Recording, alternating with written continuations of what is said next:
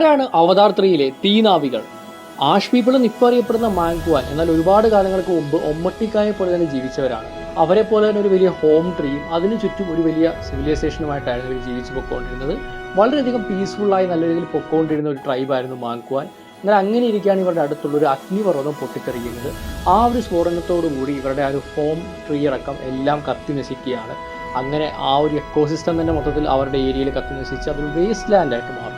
ഇവ നിലനിൽക്കുമ്പോൾ തന്നെ ഇത്രയും വലിയൊരു നാശനഷ്ടം സംഭവിക്കുകയും ഹോൾ സിവിലൈസേഷൻ തന്നെ മൊത്തത്തിൽ പ്രശ്നമാവുകയും ചെയ്തതോടുകൂടി ഏവയോടുള്ള വിശ്വാസം മാങ്കുവാൻ പീപ്പിൾസിന് നഷ്ടമാകും.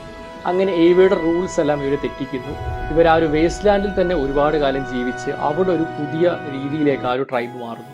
അവരെ ലീഡ് ചെയ്തത് വരാങ്ക് എന്നൊരു ക്യാരക്ടറാണ്. ഊന ചാപ്പിളിനാണ് സിനിമയിൽ വരാങ്കായി വരുന്നത്. ചാർലി ചാപ്പിളിൻ്റെ കൊച്ചുമകളാണ് ഊന ചാപ്പിൾ. വളരെയധികം കഷ്ടപ്പാടിൽ കടന്ന ഈ ഒരു ജനതയെ ഈ ഒരു ലെവലിലേക്ക് എത്തിച്ച് വമ്പൻ വാരിയേഴ്സ് ആക്കി മാറ്റുന്നതിൽ വരാങ്കിന് വലിയൊരു പങ്ക് തന്നെയുണ്ട്.